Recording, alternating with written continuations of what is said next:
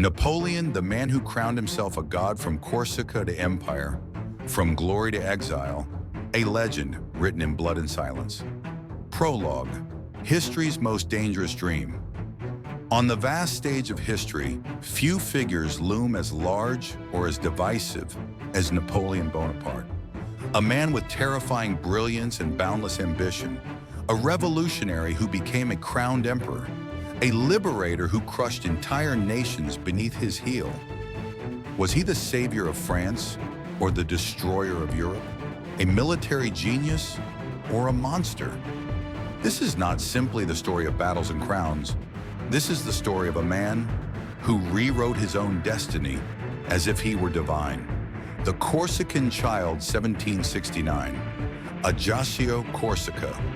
Once a fiercely independent island ruled by Genoa, Corsica had just been annexed by France, barely months before a child was born into a modest noble family, Napoleone Bonaparte. The Bonapartes were minor Italian nobility with distant dreams of greatness.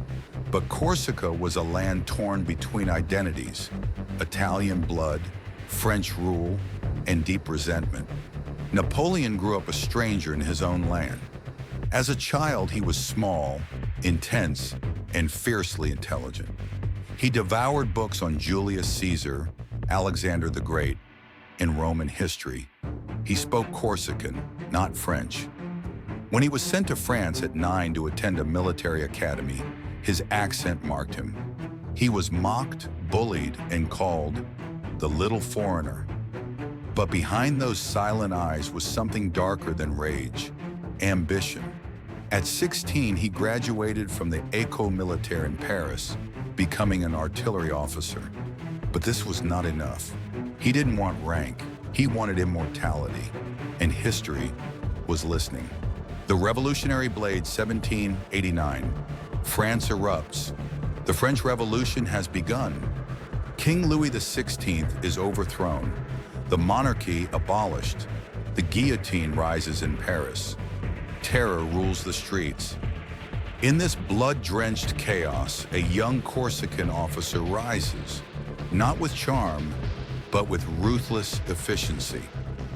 In 1795, royalists attempt to overthrow the new republic.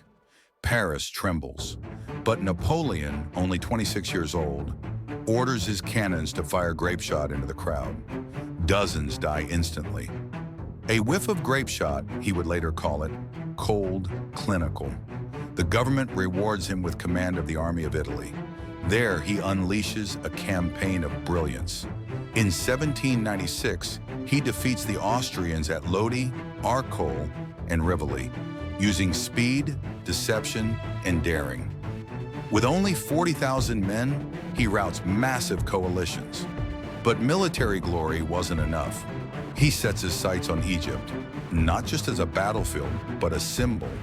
To portray himself as the new Alexander the Great, he brings not only soldiers, but scientists, artists, and scholars.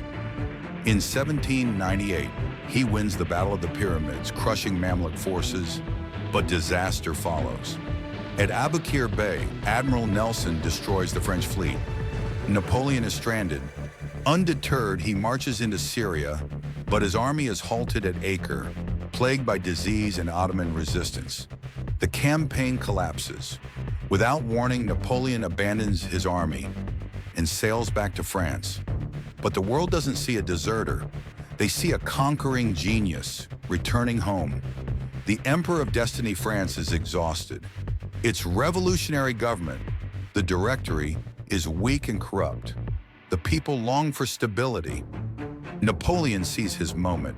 In 1799, he leads the coup of 18 Brumaire, seizing power and declaring himself first consul.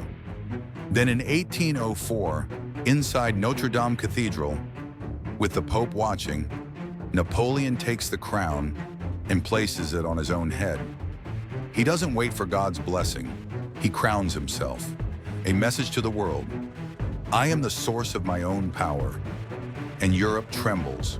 From 1804 to 1811, Napoleon redraws the continent.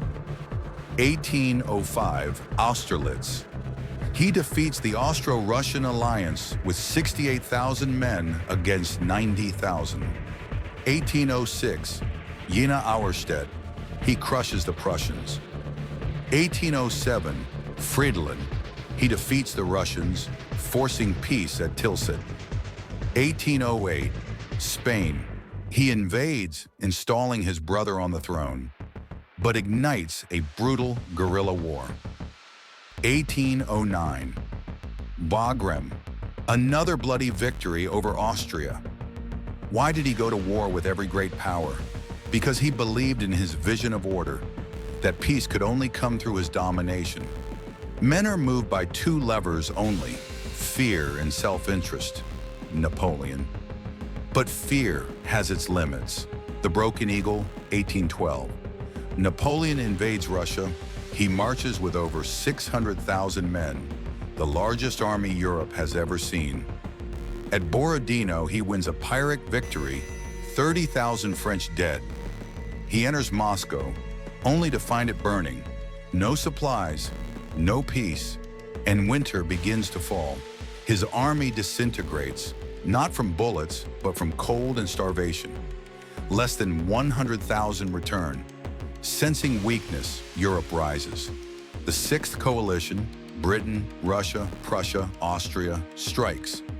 At Leipzig in 1813, the Battle of Nations with over 600,000 troops, Napoleon is crushed. His allies, including Bavaria and Saxony, betray him. Paris falls.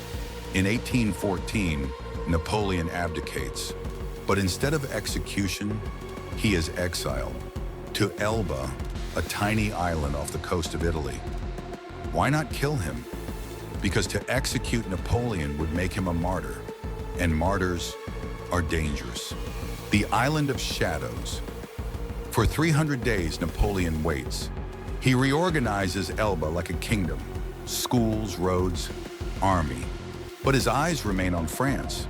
When Louis XVIII's rule weakens, Napoleon escapes.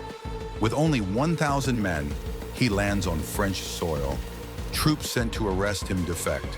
Crowds chant his name.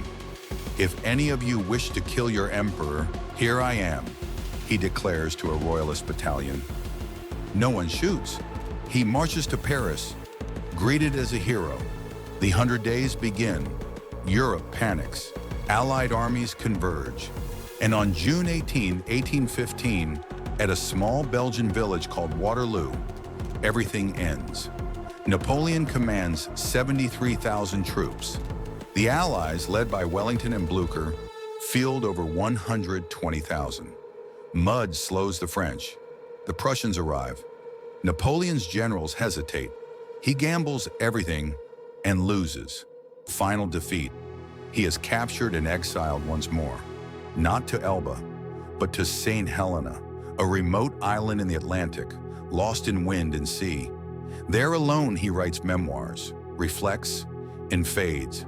He dies in 1821. The official cause, stomach cancer. But whispers persist. Poison, arsenic, imperial revenge. Even in death, he remains a question. The immortal legacy. When his tomb was opened decades later, witnesses were stunned. His body had barely decomposed, skin intact, hair untouched, even his nails preserved. A scientific anomaly or something more? Some claimed he had achieved incorruptibility, a state believed in Catholic tradition to mark sainthood. Today, Napoleon is no longer just a man. He is myth. The Napoleonic Code remains the foundation of many legal systems. His name is invoked in psychology, Napoleon Complex. He appears in films, games, anime, political debates. He is worshipped, mocked, feared, and misunderstood. But one truth remains. He was not born to rule.